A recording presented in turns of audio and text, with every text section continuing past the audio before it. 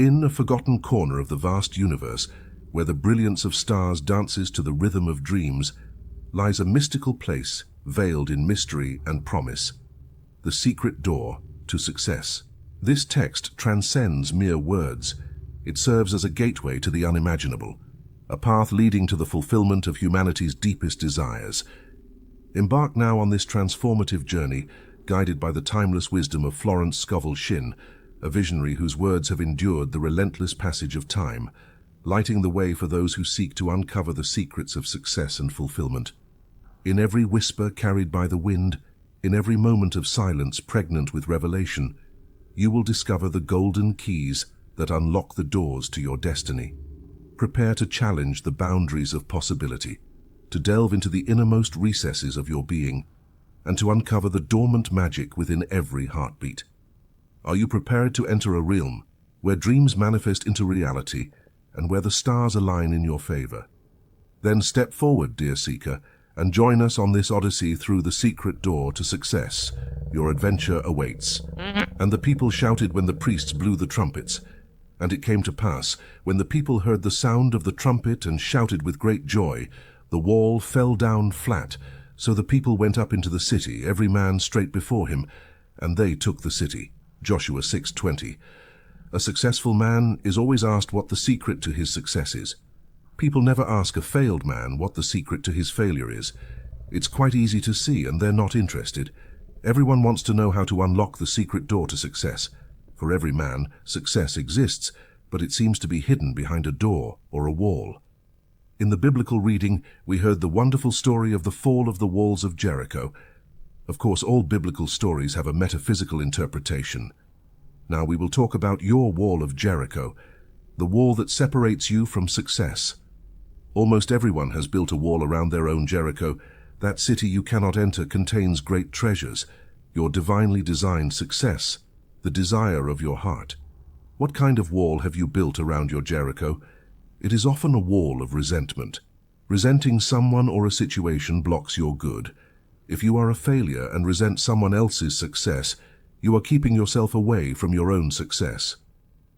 I have given the following statement to neutralize envy and resentment. What God has done for others, He does now for me and more. A woman was filled with envy because a friend had received a gift. She made this statement and received an exact copy of the gift, plus another gift. It was when the children of Israel shouted that the walls of Jericho fell down. When you make a statement of truth, your wall of Jericho wavers. I gave the following statement to a woman. The walls of lack and delay now crumble away, and I enter my promised land under grace. She had a vivid picture of walking over a fallen wall and received a demonstration of her good almost immediately. It is the word of realization that produces a change in your affairs, for words and thoughts are a form of radioactivity. Being interested in your work and appreciating what you do opens the secret door to success. A few years ago, I went to California to speak at different centers, passing through the Panama Canal. And on the boat I met a man. For years he had been a tramp.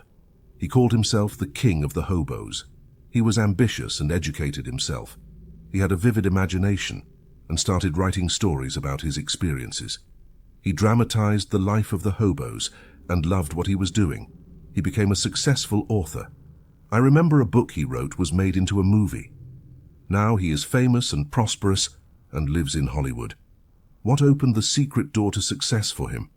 It was the dramatization of his life and his interest in what he was doing. He made the best of being a hobo. On the boat, we all sat at the captain's table, which gave us a chance to talk. Mrs. Greystone was also a passenger on the boat. She had written the book called The Bitter Tea of General Yen and was on her way to Hollywood to have it made into a movie. She had lived in China and drew inspiration to write the book. This is the secret of success, making what you do interesting to others. If you are interested, others will find you interesting. A good disposition, a smile, often open the secret door. The Chinese say, "A man without a smiling face must not open a shop." The success of a smile was illustrated in a French movie where Chevalier was the star. The movie was called With a Smile. One of the characters had become poor, depressed, and almost a tramp. He said to Chevalier, "What good has my honesty done me?" Chevalier replied, "Even honesty won't help you without a smile." So the man instantly changed, cheered up, and had great success. Living in the past, complaining about your misfortunes, builds a thick wall around your Jericho. Talking too much about your affairs scatters your forces. I knew a man with brains and ability who was a complete failure. He lived with his mother and aunt. I discovered that every evening when he came home for dinner, he would tell everything that had happened during the day at the office. He talked about his hopes, fears, and failures. I told him, "You are scattering your forces by talking about your affairs. Do not discuss your business with your family. Silence is golden." He listened to me, and during dinner refused to talk about business. His mother and aunt were in despair. They loved hearing everything, but his silence proved to be golden. Shortly afterward, he was given a position at a salary of $100 a week, and in a few years, he was making $300 a week. Success is not a secret, it is a system. Many people find themselves against the wall of discouragement. Courage and endurance are part of the system. We read this in the lives of all successful men and women. I had a funny experience that made me notice this. I went to a movie theater to meet a friend, and while waiting I stood near a young man who was selling programs. He was calling out to people passing by to buy a complete program of the movie, containing photographs of the actors and a review of their lives. Most people passed by without buying. To my great surprise, he suddenly addressed me and said, "Hey, this isn't a job for an ambitious guy." Then he gave a speech about success. He said, "Most people give up just before they achieve something great. A successful man never gives up." Of course, this interested me, and I told him, "I'll bring you a book next time I come. It's called The Game of Life and How to Play It. You will agree with many ideas in it." 1 or 2 weeks later, I came back with the book. The girl in the ticket booth said, "Let me read it, Ari, while you sell the programs." The man taking the tickets leaned over to see what it was about. The game of life always sparks interest. About 3 weeks later, Ari was gone. He had found a new job that he liked. His wall of Jericho had fallen. He refused to get discouraged. The Bible mentions the word success only twice, both in the book of Joshua. "You shall be strong and very courageous to observe all the law which Moses my servant commanded you. You shall not turn from it to the right or to the left, so that you may succeed wherever you go. This book of the law shall not depart out of your mouth, but you shall meditate on it day and night, that you may observe to do according to all that is written in it. For then you shall prosper, and then you shall have good success. Do not turn from it to the right hand or to the left." The path of success is a straight and narrow path. It is a path of loving absorption, of undivided attention. You attract the things you give a lot of thought to. So, if you think a lot about lack, you attract lack. If you think a lot about injustice, you attract more injustice. Joshua said, "And it shall come to pass, when the ram's horn sounds long, and you hear the sound of the trumpet, all the people shall shout with a great shout, and the wall of the city shall fall down flat." We find this in folklore and fairy tales that stem from legends based on truth. The same idea. A word opens a door or breaks a rock. We find it again in the tale from the Arabian Nights, Ali Baba and the 40 Thieves, which I saw adapted into a film. Ali Baba has a secret cave hidden somewhere behind the rocks and mountains, accessible only by saying a secret word. Ali Baba stands before the mountain and shouts, "Open sesame," and the rocks slide apart. This is very inspiring because it shows how your own rocks and barriers separate with the right word. So now, let us take the statement. The walls of lack and delay crumble now, and I enter my promised land under grace. You shall give no straw, yet you shall make bricks without straw. Exodus 5:18. In chapter 5 of Exodus, we have a picture of everyday life. Giving it a metaphysical interpretation, the children of Israel were slaves to the cruel Pharaoh, the despot ruling over Egypt. They were kept in bondage, making bricks, and were hated and despised. Moses had received orders from the Lord to free his people from bondage. Moses and Aaron went in and told Pharaoh, "Thus says the Lord, God of Israel, let my people go, that they may hold a feast to me in the wilderness." Not only did he refuse to let them go, But he told them he would make their tasks even harder. They were to make bricks without being given straw.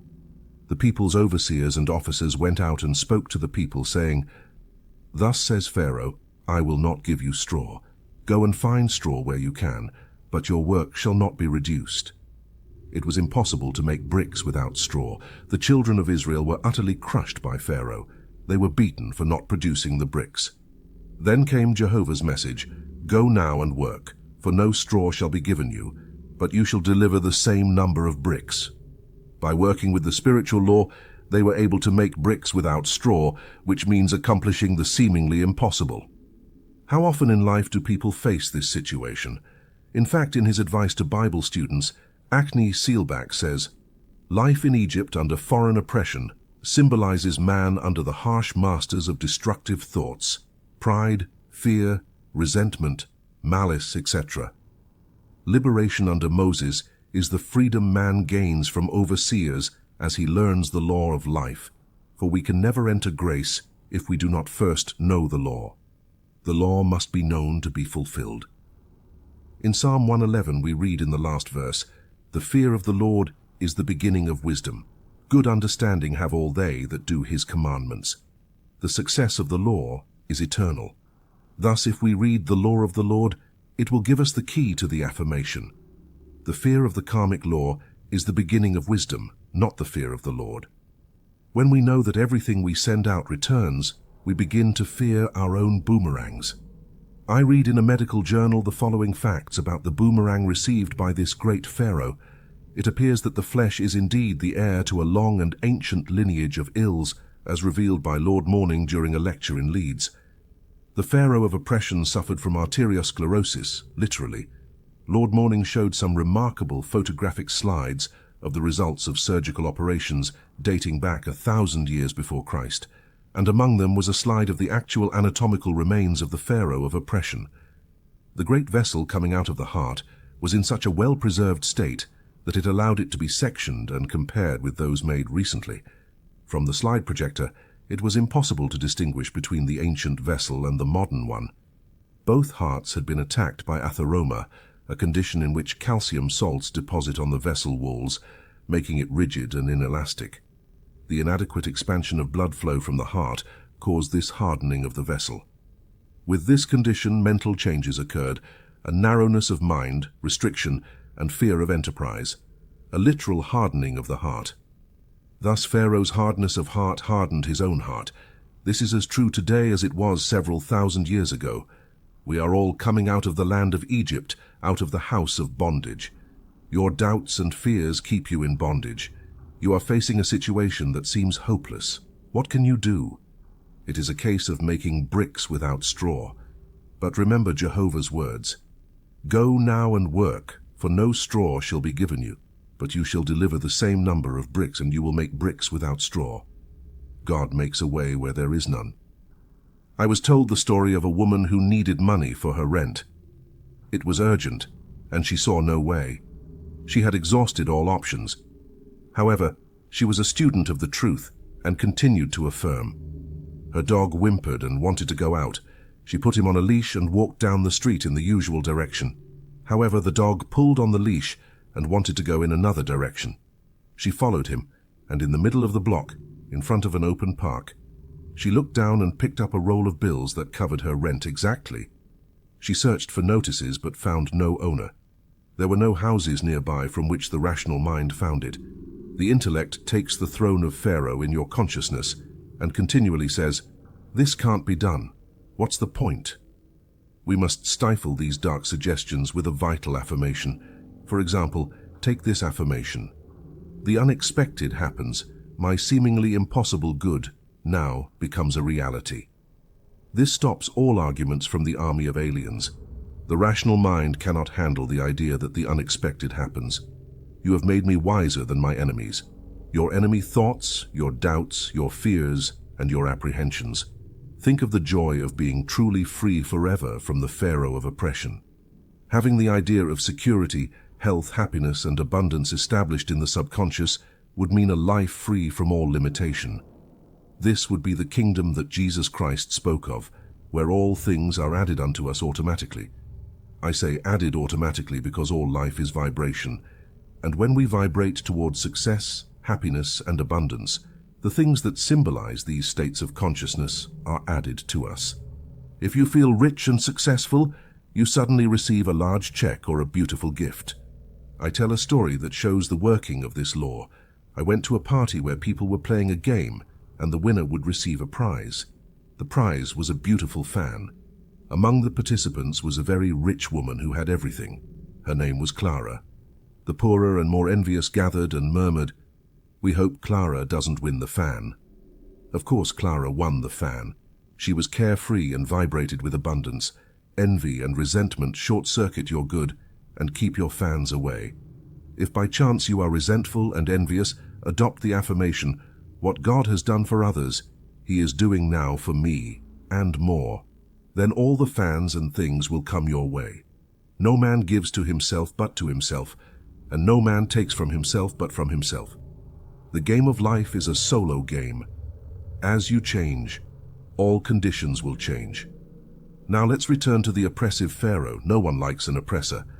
I remember a friend I had many years ago. Her name was Lady. Her father had a lot of money and provided her mother and herself with food and clothing, but without luxury. We went to art school together, and all the students bought reproductions of the Winged Victory, Whistler's Mother, or something like that, to bring art into their homes. Her father called all these things plunder. He would say, "Don't bring any plunder home." So she lived a life without color, without a Winged Victory on her desk, or a Whistler's Mother on the wall. He would often say to my friend and her mother, "When I die, you two will be fine." One day someone said to Letty, "When you go abroad, all the art students will go abroad."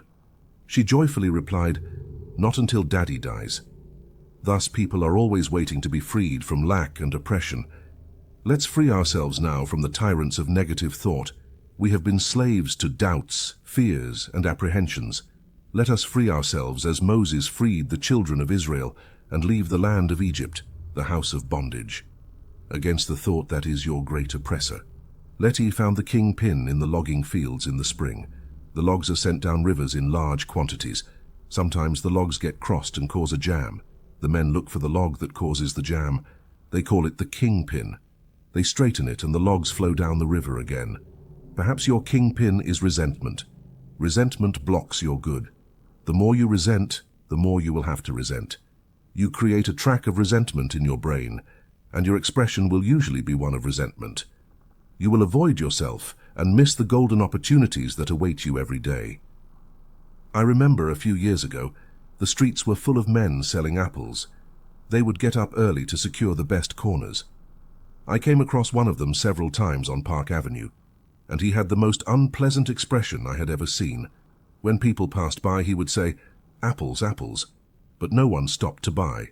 I invested in an apple and said to him, "You will never sell apples if you don't change your expression." He replied, "Well, that guy over there took my place." I said, "No matter the place, you can sell apples right here if you look pleasant." He said, "All right, ma'am," and went on his way. The next day I saw him. His entire expression had changed. He was doing good business, selling apples with a smile. So find your pivot, you may have more than one, and your logs of success, happiness, and abundance will flow into your river. And now, work, for no straw will be given to you, but you will make bricks without straw. 5 of them were wise and 5 were foolish. Those who were foolish took their lamps and took no oil with them. Matthew 25:2. My subject is the parable of the wise and foolish virgins. 5 of them were wise and 5 were foolish. The foolish took their lamps and took no oil with them, but the wise took oil in their vessels with their lamps. The parable teaches that true prayer means preparation. Jesus Christ said, "And all things whatsoever ye shall ask in prayer, believing, ye shall receive." Matthew 21:22. Therefore I say unto you, what things soever ye desire, when ye pray, believe that ye receive them, and ye shall have them. Mark 11:24. This parable shows that only those who have prepared for their good, thus showing active faith, will obtain the manifestation. We could paraphrase the scriptures and say, when you pray, believe that you have received. When you pray, act as if you have already received. The faith of "if I have" will never move mountains. In silence or meditation, you are filled with the wonder of this truth and feel that your faith will never waver. You know that the Lord is your shepherd, you shall not want. You feel that your God of abundance will erase all burdens of debt or limitations. Then you leave your chair and go out into the arena of life. What counts is what you do in the arena. I will give you an illustration that shows how the law works, for faith without action is dead. A man, one of my students, had a great desire to travel abroad. He declared, "I give thanks for my trip, divinely planned, divinely financed, under grace in a perfect way." He had very little money, but knowing the law of preparation, he bought a trunk. It was a very cheerful and happy trunk, with a large red stripe around the waist. Every time he looked at it, he felt like traveling. One day he felt that his room was moving. He felt the motion of a ship. He approached the window to breathe in the fresh air that smelled of the docks, and with his inner ear, he heard the cry of a seagull and the creaking of the gangway. The trunk had begun to work. He had set it in vibration for his trip. Shortly afterward, a large sum of money came to him, and he took the trip. He said, "It was perfect in every detail." In the arena of life, we must stay in harmony with the tone of the concert. We act out of fear or faith. Watch your motivations carefully, for from them flow the issues of life. If your problem is financial, and it usually is, you need to know how to adjust financially and keep yourself adjusted. Always act with your faith. The material attitude toward money is to rely on your salary, your income, and your investments, which can decrease overnight. The spiritual attitude toward money is to rely on God for His supply, to maintain your possessions. Always be aware that they are manifestations of God. What God has given you cannot be diminished. So if one door closes, another opens immediately. Never express lack or limitation, for by your words you condemn yourself. You tune into what you notice. And if you always notice failure and hard times, you tune into failure and hard times. You must develop the habit of living in the fourth dimension, the world of the wonderful. This is the world where you do not judge by appearances. You have trained your inner eye to see through failure to success, to see through sickness to health, to see through limitation to abundance. I will give you the land that your inner eye sees. The man who achieves success has the fixed idea of success. If it is founded on a rock of truth and righteousness, it will stand. Otherwise it is built on sand and is swept away by the sea, returning to its original nothingness. Only divine ideas can last. Evil destroys itself. So it is a crusade against the universal order, and the way of the transgressor is hard. The foolish took their lamps and took no oil, but the wise took oil in their vessels with their lamps. The lamp symbolizes man's consciousness. Oil is what brings light or understanding. While the bridegroom delayed, they all slumbered and slept, and at midnight a cry was heard. "Behold, the bridegroom is coming, go out to meet him." Then all those virgins arose and trimmed their lamps. The foolish said to the wise, "Give us some of your oil, for our lamps are going out." The foolish virgins lacked wisdom or understanding, which is the oil for consciousness, and when faced with a serious situation, they had no means to handle it. And when they said to the wise, "Give us some of your oil," the wise answered, saying, "No, lest there should not be enough for us and you. So go to those who sell, and buy some for yourselves." This means that the foolish virgins could not receive more than what was in their consciousness, or what they vibrated with. The man received the trip because it was in his consciousness as a reality. He believed he had already received it while he was preparing for the trip by taking oil for his lamps. With realization comes manifestation. The law of preparation works both ways. If you prepare for what you fear or do not want, you begin to attract it. David said, "What I feared has come upon me." We hear people say, "I must save money in case I get sick." They are deliberately preparing to be sick. Or, "I am saving for a rainy day." The rainy day will arrive at the most inconvenient time. The divine idea for every man is abundance. His barns should be full and his cup should overflow. But we must learn to ask rightly. For example, take this statement: "I invoke the law of accumulation. My supply comes from God, and now it pours in and piles up under grace." This affirmation gives no image of saving, fear, or sickness. It gives a feeling of fourth-dimensional abundance, leaving the channels to infinite intelligence. Each day you must make a choice. Will you be wise or will you be foolish? Will you prepare for your good, take the great leap of faith, or serve doubt and fear and not provide oil for your lamps? While they went to buy, the bridegroom arrived, and those who were ready went in with him to the wedding, and the door was shut. Later the other virgins also came, saying, Lord, Lord, open to us. But he answered and said, Truly I say to you, I do not know you. You may think the foolish virgins paid dearly for not bringing oil for their lamps, but we are dealing with the law of karma, or the law of return. It is called the Day of Judgment, which people usually associate with the end of the world.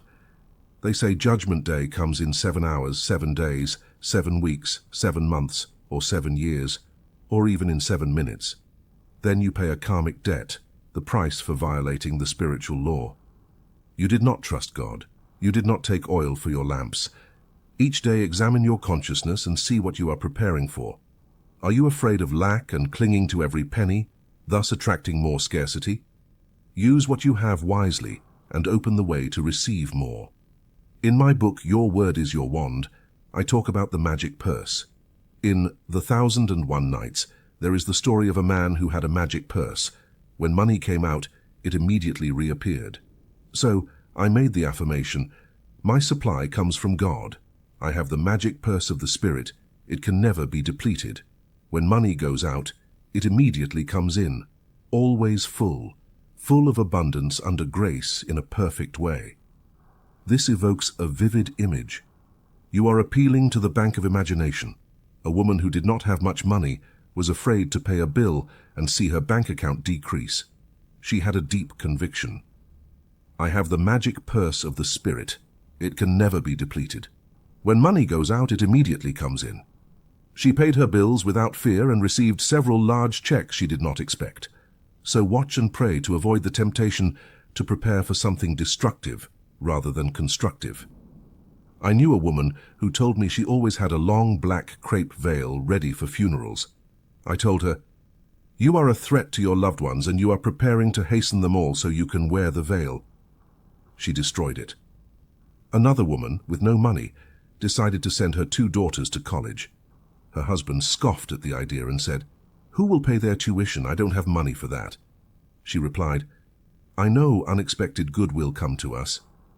She continued to prepare her daughters for college.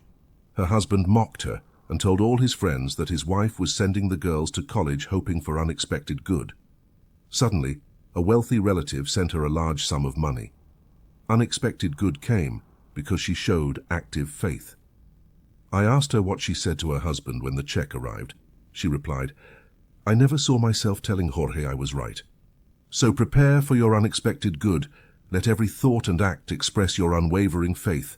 Every event in your life is a crystallized idea, something you invited through fear or faith, something you prepared for. So let us be wise and bring oil for our lamps, and when we least expect it, we will reap the fruits of our faith. My lamps are now filled with the oil of faith and abundance. According to your faith, it will be done to you. Matthew 9:29. Faith is expectation. According to your faith, it will be done to you. So, what are you expecting? We hear people say, we hope for the worst, or the worst is yet to come. They are deliberately inviting the worst to happen. We hear others say, I hope for a change for the better. They are inviting better conditions into their lives.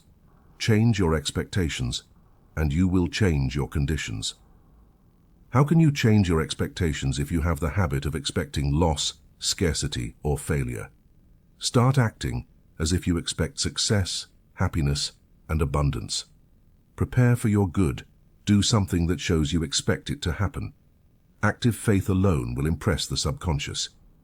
If you have spoken the word for a home, prepare immediately as if you had not a moment to lose. Gather small ornaments, tablecloths, etc. I knew a woman who took the great leap of faith by buying a large chair. A chair meant business. She bought a large, comfortable chair because she was preparing for the right man. He arrived.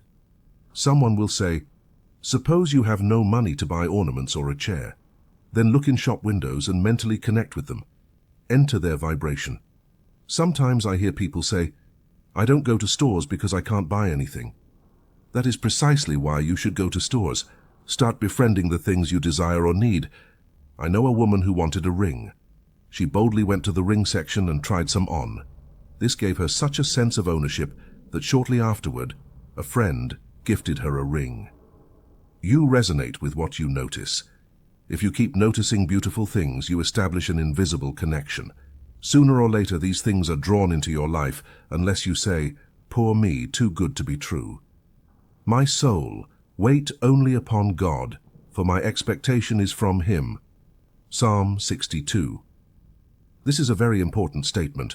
The soul is the subconscious mind, and the psalmist was telling his subconscious to expect everything directly from the universal, not to depend on doors, channels, or expectations. You can expect seemingly impossible good from God if you do not limit the channels, do not say how it must be done or how it cannot be done. God is the giver and the gift, and He creates His own amazing channels. Take the following statement. I cannot be separated from God, the giver, so I cannot be separated from God, the gift. The gift is God in action. Understand that every blessing is good in action, and see God in every face and good in every situation. This makes you master of all conditions. A woman came to me saying there was no heat in the radiators of her apartment, and her mother was suffering from the cold. She added that the landlord had said they couldn't have heat until a certain date. I replied, "God is your landlord." She said, "That's all I need to know," and ran off. That night, the heat came on without any questions. This was because she realized that the landlord was God in manifestation. This is a wonderful time because people are becoming miracle-minded. It's in the air. Citing an article I found in the New York Journal and American, the John Anderson, this corroborates what I just said. The title of the article is, "Theatergoers Make Hits of Metaphysical Plays." Yes, said a cynical manager named Brock Pemberton, with a slight sarcastic tinge in his voice. The other night, during an intermission chat on the sidewalk, you, referring to the critics, know so much about what the New York public wants that you won't tell me what to produce. Why don't you invite me into the business instead of pushing me out? Why don't you tell me what type of plays the audiences want to see? I would, I said, but you wouldn't believe me. You don't know, and you're trying to disguise it by pretending to know more than you are willing to say. You have no more idea than I have right now about what type of plays tend to succeed. Yes, I do, I said. There is a surefire success, a theme that works and has always worked, whether it competes with boy-meets-girl stories, mysteries, historical tragedies, etc. No play on this theme has ever completely failed if it had some merit, and many poor ones have been great successes. You amuse me, said Mr. Pemberton. What type of plays are metaphysical? I said, lightly tossing in a big word and quietly waiting for the effect. Metaphysical, said Mr. Pemberton. You mean metaphysical? I paused, and as Mr. Pemberton said nothing, I continued, dropping titles like Green Pastures, Outward Bound, The Miracle of Father Malachias, etc. Some of them, I added, reached the audience above the critics. But Mr. Pemberton had gone off, probably to ask in every theatre in town, is there a metaphysician in the house? People are beginning to understand the power of their words and thoughts. They understand why faith is the substance of things hoped for, the evidence of things not seen. We see the law of expectation at work through superstition. If you walk under a ladder expecting bad luck, it will bring you bad luck. The ladder is quite innocent. The bad luck came because you expected it. We could say, expectation is the substance of things hoped for, or expectation is the substance of the thing a man fears. The thing I greatly feared has come upon me. Nothing is too good to be true. Nothing is too wonderful to happen. Nothing is too good to last. When you look to God for your good now, think of blessings that seem so far away and begin to expect them now, under grace, in unexpected ways, for God works in unexpected ways, His wonders to perform. I have been told there are 3,000 promises in the Bible. Let's hope now that they all come true, among them riches and honors, eternal youth, your flesh shall be as a little child's, and eternal life, even death shall be overcome. Christianity was founded on the forgiveness of sins and an empty tomb. Now we know that all these things are scientifically possible. By invoking the law of forgiveness, we free ourselves from mistakes and their consequences. Though your sins be as scarlet, they shall be as white as wool. Then our bodies will be bathed in light and express the electric body that is incorruptible and indestructible, a pure substance expressing perfection. I expect the unexpected, my glorious good now comes to pass through the long arm of God. The eternal God is your refuge, and underneath are the everlasting arms. In the Bible, the arm of God always symbolizes protection. The writers of the Bible knew the power of a symbol to impress the subconscious mind. They used symbols like the rock, the sheep, the shepherds, the vine, the lamp, and hundreds of others. It would be interesting to know how many symbols are used in the Bible. The arm also symbolizes strength. The eternal God is your refuge, and underneath are the everlasting arms. He will drive out the enemy before you and will say, "Destroy them." Who is the enemy before you? These are the negative thought forms you have built up in your subconscious mind. Man's enemies are only those of his own household. The everlasting arms drive out these enemy thoughts and destroy them. Have you ever felt the relief of dispelling a negative thought form? Perhaps you have harbored a form of resentment until it consistently manifested as anger towards something. You feel resentment towards people you know, towards people you don't know, towards people from the past and present, and you can be sure that future people will not escape your anger. All the organs of the body are affected by resentment. When you feel resentment, you do so with all the organs of your body.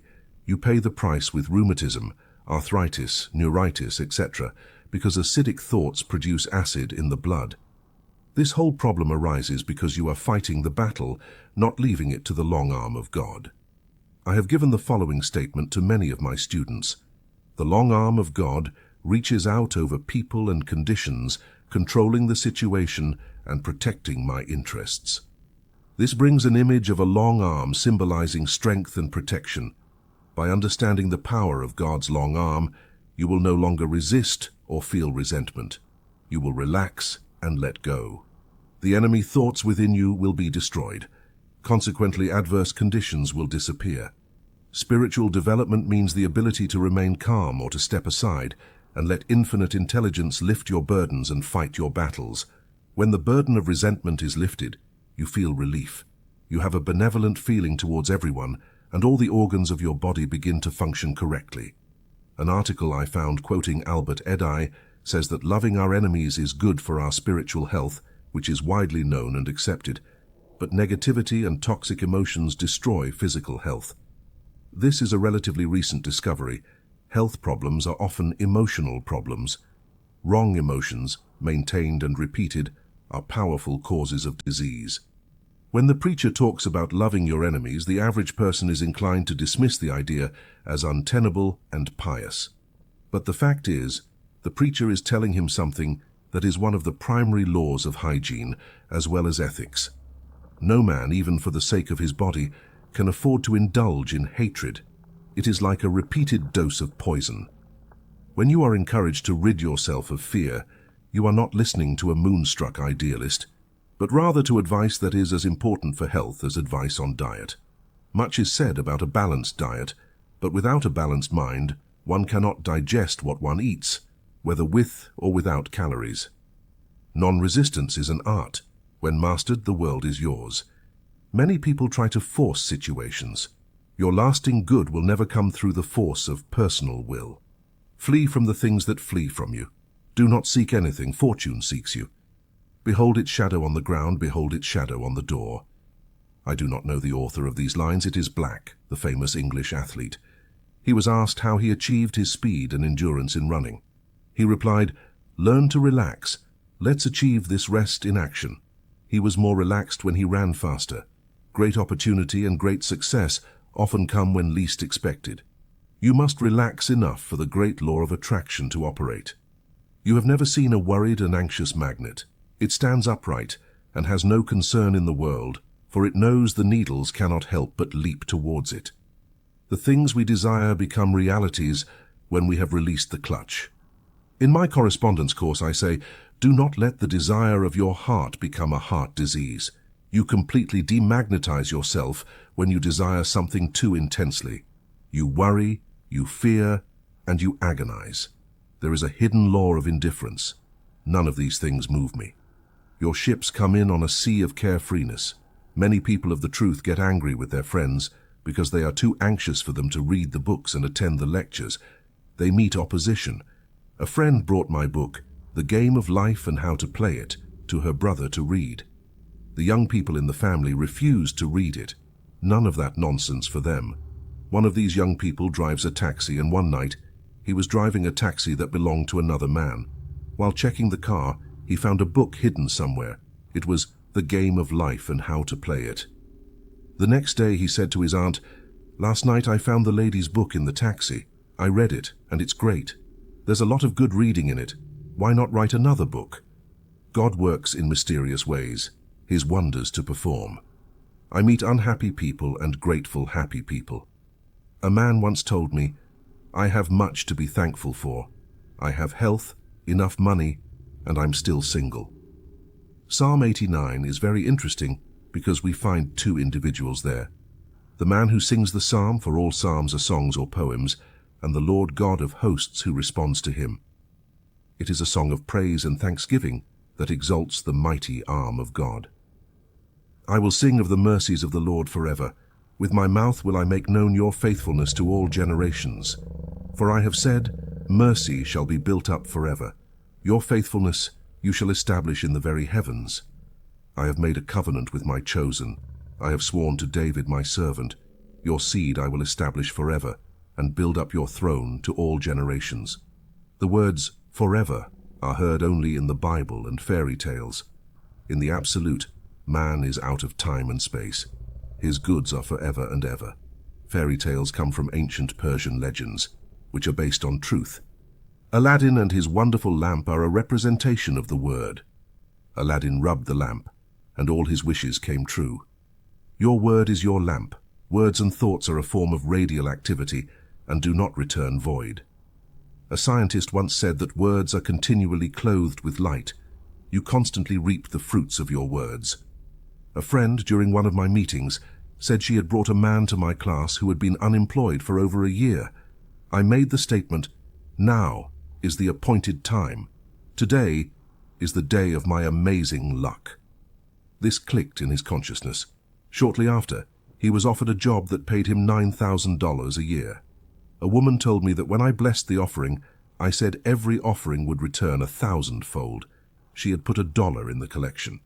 She said with great understanding that this dollar is blessed and will bring back $1,000.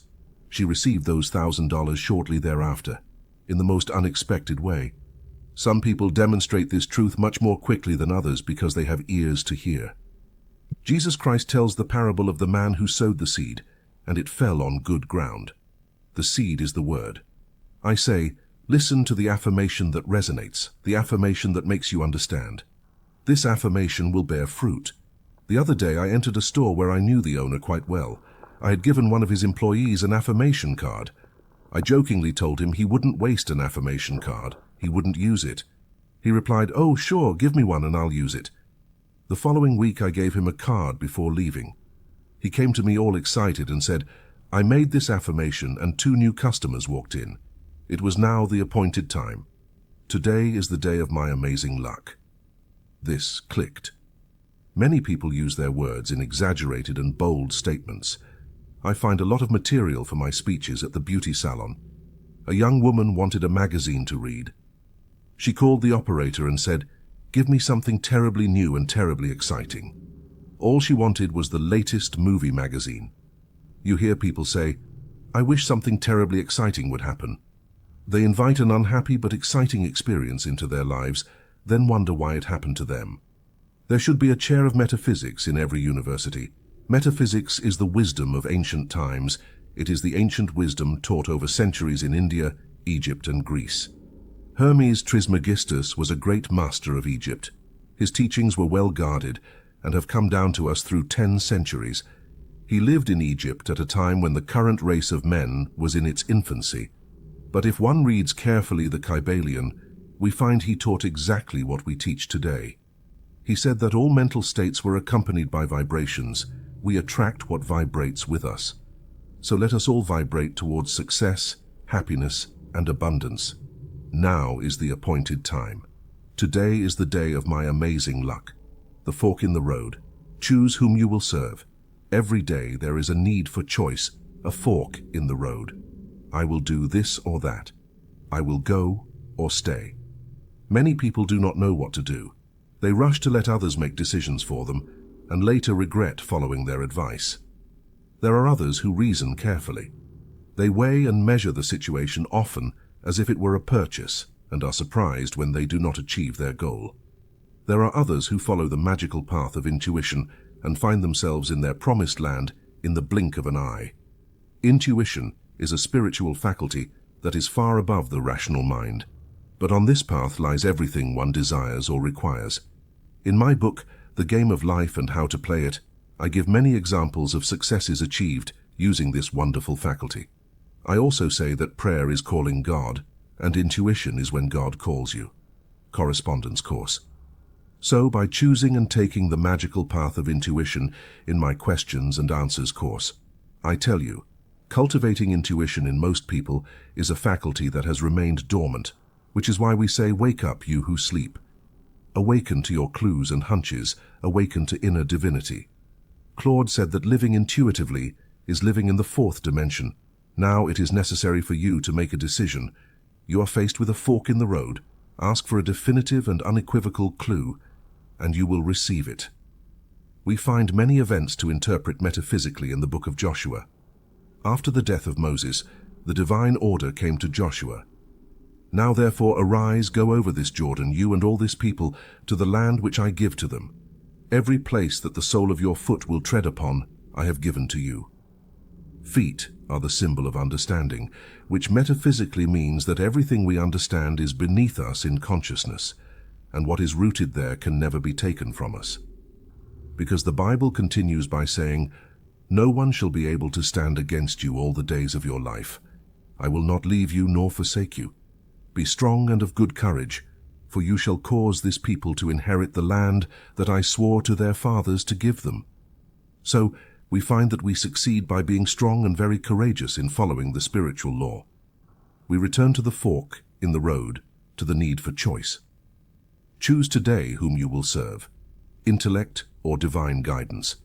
A well-known man who became a great power in the financial world said to a friend, I am always guided by intuition, and I am incarnate luck. Inspiration, which is divine guidance, is the most important thing in life. People come to truth meetings seeking inspiration. The right word will start divine activity working in their affairs. A woman came to me with a business complication. I told her, let God handle the situation. She clicked on the affirmation, now I leave God to juggle with this situation.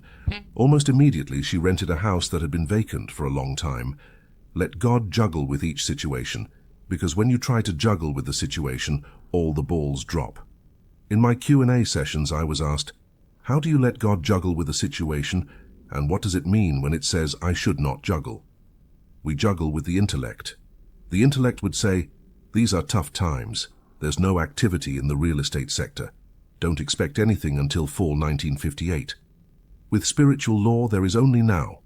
Before you call, I will answer you, because time and space are but a dream, and your blessing is there, waiting for you to release it through faith and word. Choose today whom you will serve, fear or faith. In every act motivated by fear lies the seed of its own defeat.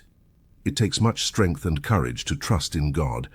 Often we trust Him for small things, but when it comes to a significant situation, we feel it's better to handle it ourselves. Then comes defeat and failure. The following excerpt from a letter I received from a woman in the West shows how conditions can change in the blink of an eye. I had the pleasure of reading your wonderful book, The Game of Life and How to Play It. I have 4 sons aged 10, 13, 15 and 17, and I thought how wonderful it is for them to understand it from a young age and be able to get what is rightfully theirs by divine right. The lady who allowed me to read her copy gave me other things to read, but I found that when I took this book it was magnetic, and I couldn't put it down after reading it. I realized that I was trying to live divinely, but did not understand the law. Otherwise, I would have progressed much more. At first, I thought it was very difficult to find a place in the business world after so many years as a mother, but I received this affirmation. God creates a way where there is none. And that's what he did for me. I'm grateful for my position, and I smile when people ask me how I manage 4 growing children and a household after all the times I was hospitalized for such major operations and without any of my loved ones near me. I have this phrase in my book, God creates a way where there is none. God opened a way for her in business when all her friends said it couldn't be done. The average person will tell you that almost everything cannot be done. The other day I had an example of this in a store. I found a small and charming silver pourer that made just 1 cup of anything. I showed it to friends enthusiastically, thinking it was very pretty, and one of them said, "That will never work." And the other said, "If it were mine, I would throw it away."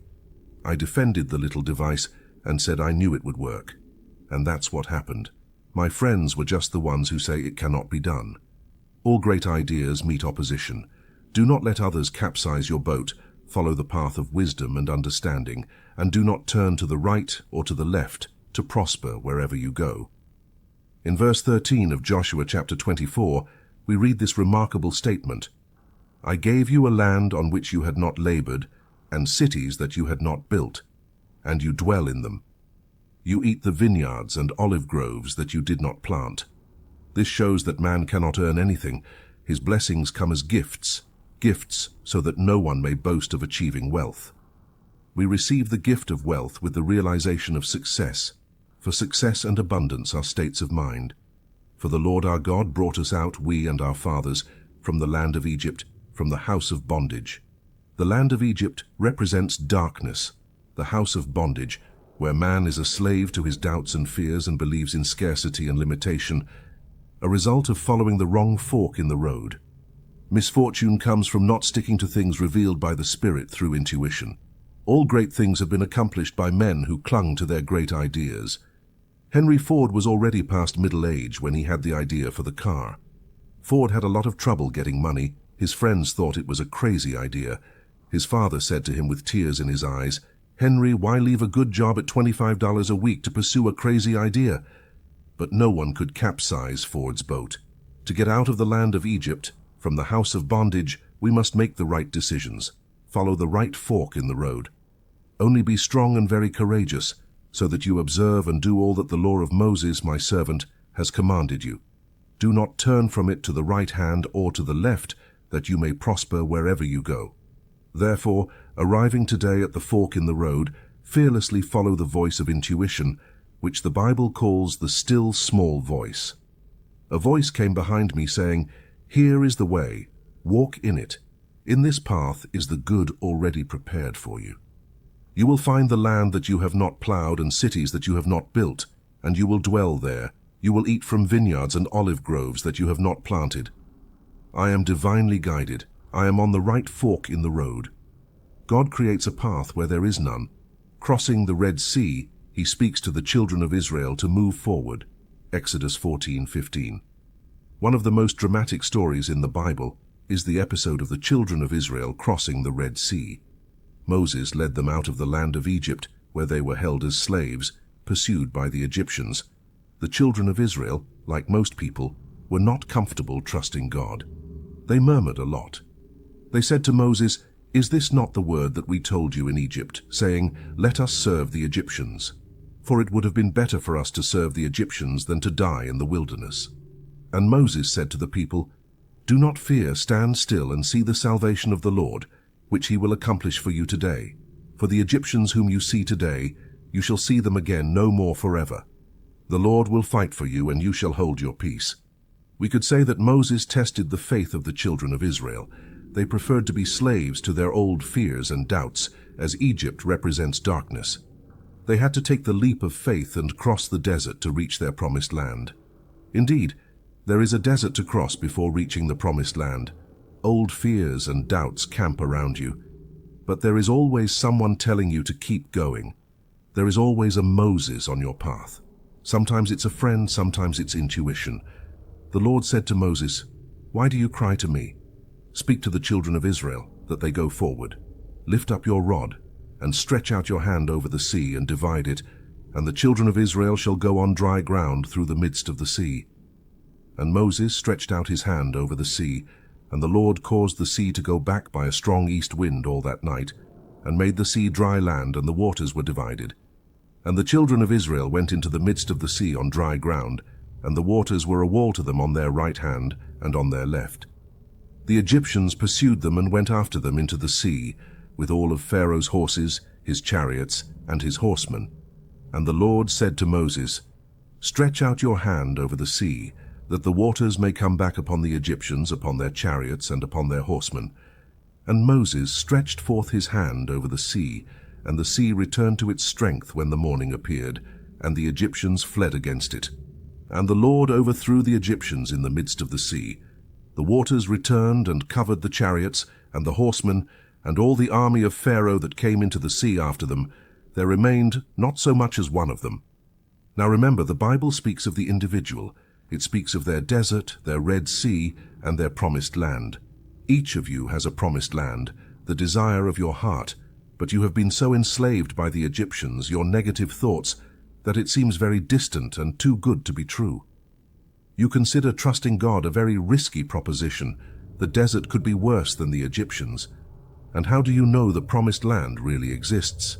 The reasoning mind will always support the Egyptians, but sooner or later something says to move forward. It is usually the circumstances that push you there. I take the example of a student, a wonderful pianist who had great success abroad. She returned with a book full of newspaper clippings and a joyful heart. A relative took an interest in her and said he would financially support her for a concert tour. They chose a manager who handled expenses and bookings. After 1 or 2 concerts, there was no more funding. The manager had taken it. My friend was distraught, sorry, and disappointed. That's when she came to see me. She hated this man, and it made her sick. She had very little money and could only afford a sad room where her hands were often too cold to practice. Indeed, she was a slave to the Egyptians. Hatred, resentment, lack, and limitation.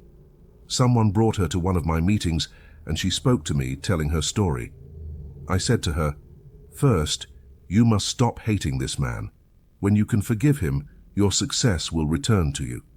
She began to learn forgiveness.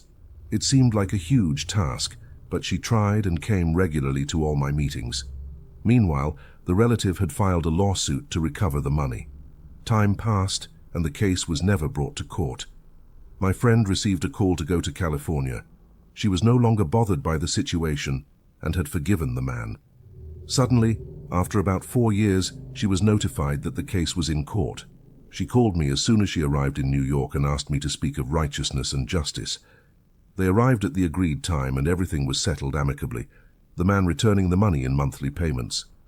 She came to see me, overflowing with joy, because, as she said, she no longer harbored any resentment toward the man. She was surprised when I warmly welcomed her. Her relative told her that all the money would be hers, which earned her a big bank account. She will soon reach her promised land. She left the house of slavery of hatred and resentment and crossed her Red Sea. Her goodwill towards the man caused the waters to part, and she walked through on dry land. Dry land symbolizes something substantial under her feet. Feet symbolize understanding. Moses is one of the most important figures in biblical history. Moses was called the meekest of men. We have often heard the expression, "as meek as Moses." He was so gentle before the Lord's commandments that he became one of the strongest men. The Lord said to Moses, "Lift up your rod and stretch out your hand over the sea to divide it, and the children of Israel shall go on dry ground through the midst of the sea." Then, without hesitation, he told the children of Israel to move forward. It was a bold act, leading a crowd of people to the sea with perfect faith in their non-drowning. Here is the miracle. The Lord caused the sea to go back by a strong east wind all night long, and he made the sea dry land, and the waters were divided. Now remember, this could happen to you too, on this very day. Think about your problem. Perhaps you've lost your initiative after being a slave to Pharaoh for so long, with your doubts, fears, and discouragements. Tell yourself, move forward. The Lord caused the sea to go back with a strong east wind. Think of this strong east wind as a strong affirmation. Take a vital affirmation of truth. For example, If your problem is financial, say, "My supply comes from God, and great and happy financial surprises come to me now under perfect grace." This statement is good because it contains the element of mystery. We are told that God works in mysterious ways, performing his wonders to fulfill them, even in surprising ways. Now that you have made your declaration for supply, you have sent forth the east wind. So move toward your Red Sea of lack or limitation. The way to reach the Red Sea is to do something that demonstrates your courage. Let me tell you the story of a student who received an invitation to visit friends at a very elegant vacation center. She had been living in the countryside for a long time, had gained weight, and possessed nothing but her scout uniform. Suddenly she received the invitation, which meant evening clothes, slippers, and accessories she did not have and couldn't afford to buy. She came to see me, and I asked her what her intuition was. She replied, "I feel very bold. I have the intuition to go anyway." So she embarked on a journey and went.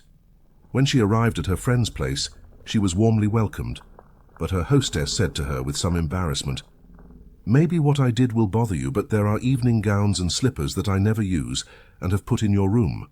Would you like to use them?" My friend assured her that she would be delighted, and everything went perfectly well. Indeed, she had reached her Red Sea and had crossed over on dry land. The waters of my Red Sea parted, and I crossed on dry land. Now I am advancing toward my promised land. The gatekeeper also placed sentinels over you, saying, "Listen to the sound of the trumpet." Jeremiah 6:17. We all must have a gatekeeper at the door of our thoughts. The gatekeeper at the door is the superconscious mind. We have the power to choose our thoughts. As we have lived in the race of thoughts for thousands of years, it seems almost impossible to control them. They rush into our minds like a herd or a stampede of sheep. But just one sheepdog can control the frightened sheep and lead them to the sheepfold. I saw a news photo of a sheepdog controlling the sheep. He had gathered all but 3. These 3 resisted and expressed their displeasure by bleating and lifting their front legs in protest. But the dog just sat down in front of them, never taking his eyes off them, not barking at them or threatening them. He just sat and watched with determination. After a while, the sheep lowered their heads and entered the sheepfold. We can learn to control our thoughts in the same way, with gentle determination, not force. We take an affirmation and repeat it continuously while our thoughts are restless. We may not always control our thoughts, but we can control our words, and repetition impresses the subconscious. Thus, we are masters of the situation. In the 6th chapter of Jeremiah, we read, "I have set a watchman over you, saying, 'Listen to the sound of the trumpet.'" Your success and happiness in life depend on the gatekeeper at the door of your thoughts, because your thoughts crystallize sooner or later in the exterior. People think that fleeing a negative situation will free them from it, but the same situation confronts them wherever they go. They will encounter the same experiences until they have learned the lesson. This idea is illustrated in the movie The Wizard of Oz. Little Dorothy is very unhappy because the wicked woman of the village wants to take away her dog, Toto.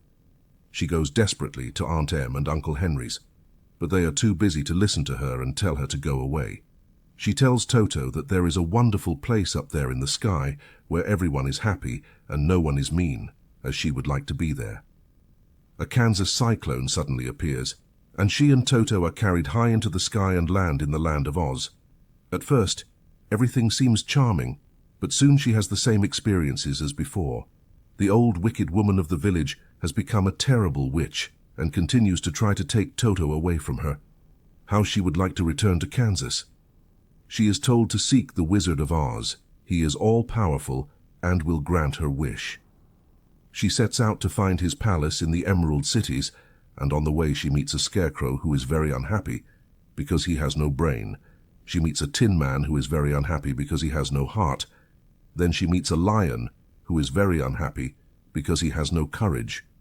She encourages them by saying that we will all go see the Wizard of Oz, and he will give us what we want: the scarecrow a brain, the tin man a heart, and the lion courage.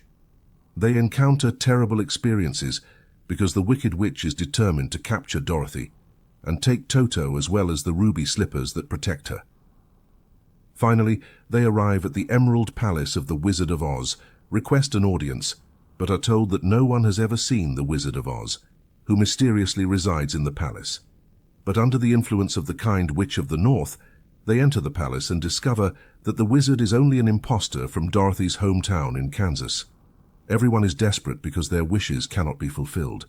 But then the kind witch shows them that their wishes have already been granted. The Scarecrow has developed a brain by making decisions in the face of the experiences he encountered. The Tin Man discovers he has a heart because he loves Dorothy. And the Lion has become courageous because he had to show courage in his many adventures. The kind Witch of the North tells Dorothy that she has learned from her experiences, and Dorothy replies, "I have learned that the desire of my heart is in my own home and in my own backyard." Then the kind witch waves her magic wand, and Dorothy is back home. She wakes up and finds that the Scarecrow, the Tin Man, and the Lion are the men who work on her uncle's farm. They are very happy to have her back. This story teaches that if you run away from your problems, they will pursue you. Do not worry about a situation and it will fall away by itself. There is a hidden law of indifference. None of these things touch me. None of these things disturb me, we might say in modern language. When you can no longer be disturbed, all disturbance will disappear from the outside. When your eyes have seen your masters disappear. I have set sentinels over you saying, "Listen to the sound of the trumpet." A trumpet is a musical instrument used in ancient times to draw people's attention to something, to victory, to order. You will form the habit of paying attention to every thought and every word when you understand their importance. Imagination, the scissors of the mind, constantly cuts out the events that will come into your life. Many people cut out images of fear by seeing things that are not divinely planned. With the single eye, man sees only the truth, sees through evil, knowing that. Good comes out of it. He transmutes injustice into justice and disarms his apparent enemy by sending him good. We read in mythology about the Cyclopes, a race of giants who lived in Sicily. These giants had a single eye in the middle of their forehead. The seat of the faculty of imagination is located on the forehead, between the eyes. Therefore, these legendary giants emerged from this idea. You are truly a giant when you have a single eye.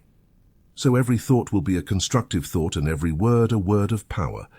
Let the third eye be the gatekeeper. Therefore, if your eye is single, your whole body is filled with light. With the single eye, your body will be transformed into your spiritual body, the electric body made in the image of God. By clearly visualizing the perfect plan, we could redeem the world with our inner eye, see a world of peace, abundance, and goodwill. Do not judge by appearances, judge with justice. The nation will not lift up sword against nation, neither will they learn war anymore. The hidden law of indifference means that adverse appearances do not bother you. You firmly grasp the constructive thought that triumphs. The spiritual law transcends the law of karma. This is the mental attitude that the healer or practitioner must maintain toward his patient, indifferent to the appearances of lack, loss, or disease. It produces change in mind, body, and affairs. Let me quote chapter 31 of Jeremiah. The keynote is joy. This gives an image of the individual liberated from negative thinking. For there will come a day when the sentinels of Mount Ephraim will cry out, "Arise, let us go up to Zion, to the Lord our God." The gatekeeper does not sleep or slumber. It is the eye that watches over Israel. But the individual who lives in a world of negative thinking is not aware of this inner eye. He may occasionally have flashes of intuition or enlightenment, then falls back into a world of chaos. It takes determination and eternal vigilance to control words and thoughts. Thoughts of fear, failure, resentment, and ill will must be dissolved and dissipated. Let us take the affirmation. Every plant which my Heavenly Father has not planted will be rooted up. This gives a vivid image of pulling out weeds in a garden. They are cast aside and wither away because they have no soil to sustain them. You feed negative thoughts by giving them your attention. Use the hidden law of indifference and refuse to be interested in them. Soon you will starve the army of negative thoughts. Divine ideas will flow into your consciousness. False ideas will fade away, and you will desire only what God desires through you. The Chinese have a proverb: the philosopher leaves the hem of his robe to the tailor. So leave the plan of your life to the divine designer, and you will find all conditions perfectly in place permanently. The ground on which I stand is sacred ground. Now, I expand rapidly into the divine plan of my life, where all conditions are perfectly permanent. The path of abundance is the path of the one way. As the old saying goes, there are not two ways. Either you are heading toward scarcity, or you are heading toward abundance. The man with a rich consciousness and the man with a poor consciousness do not walk in the same mental path. There is an abundantly supplied divine provision for every individual. The wealthy man enjoys it because rich thoughts produce a rich environment. Change your thoughts, and in the twinkling of an eye, all your conditions will change. Your world is a world of crystallized ideas, crystallized words.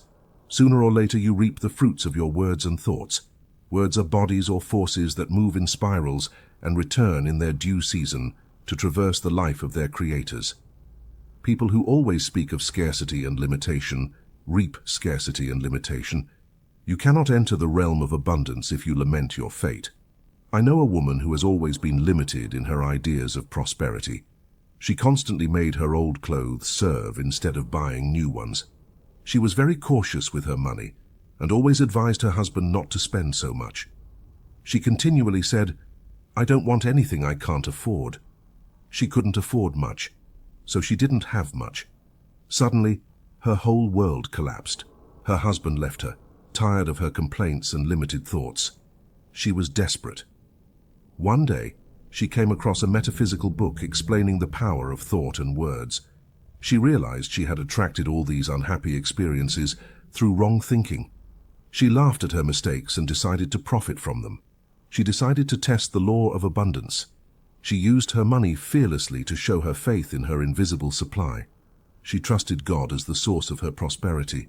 She no longer expressed lack and limitation, feeling and looking prosperous. Her old friends barely recognized her. She had entered the path of abundance, receiving more money than she had ever had. Unheard of doors opened and amazing channels freed themselves. She succeeded greatly in a job for which she had not been trained.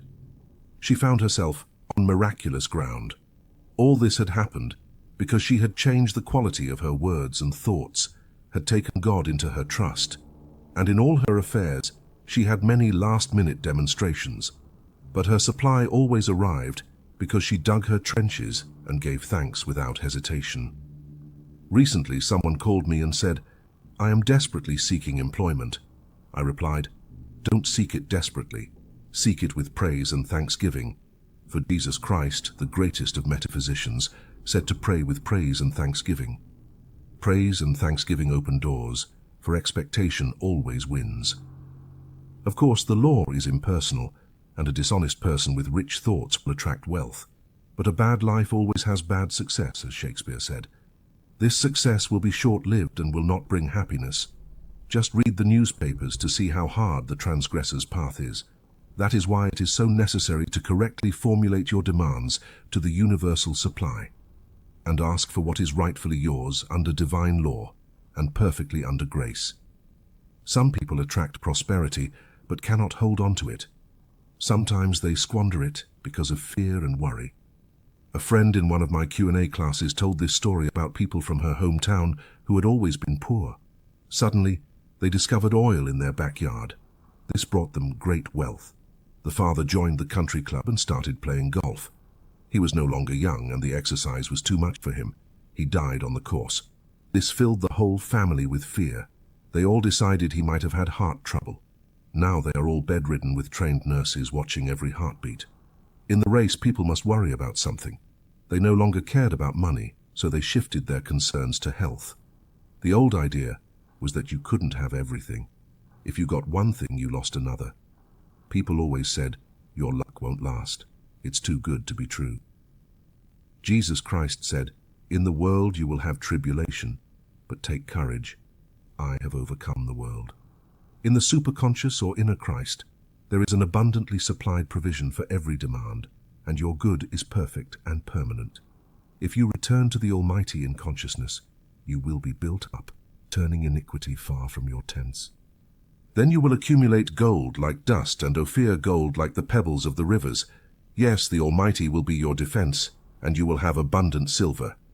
What an image of opulence, the result of returning to the Almighty in consciousness. For the average person who has long thought in terms of lack, building a rich consciousness is very difficult.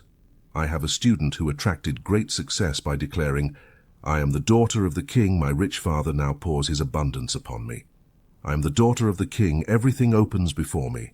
Many people endure limited conditions because they are mentally too lazy to envision breaking free from them. You must have a strong desire for financial freedom. You must feel rich, see yourself as rich, and continually prepare for wealth. Act as a child and believe in yourself that you are wealthy. Thus, you will impress your subconscious with expectation. Imagination is the workshop of man, the scissors of the mind, where he constantly cuts out the events of his life. The superconscious is the realm of inspiration, revelation, illumination, and intuition. Intuition is often known as a premonition. I no longer apologize for the word premonition. It is now in the latest Webster's dictionary. I had a premonition to look up premonition, and there it was. The superconscious is the realm of perfect ideas. The great genius captures his thoughts from the superconscious. Without vision, imagination, my people perish. When people have lost the power to imagine, their good will perish or sink. It is interesting to compare the translation of the French and English Bibles in verse 21 of Job, chapter 22. In the French Bible we read, "Hold fast to God, and you will have peace. Thus you will have happiness."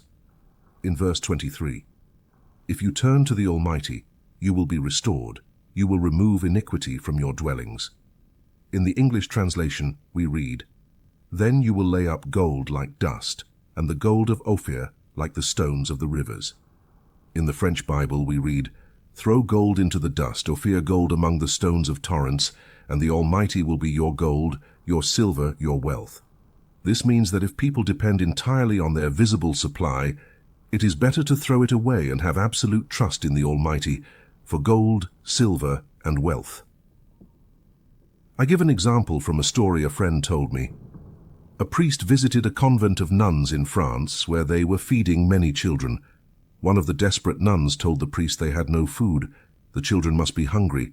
She said they had only 1 silver coin, worth about a quarter. They needed food and clothing. The priest said, "Give me the coin." She handed it to him and he threw it out the window. "Now," he said, "trust God completely." Before long, friends arrived with plenty of food and money gifts. This does not mean to throw away the money you have, but not to depend on it. Depend on your invisible supply, the bank of imagination.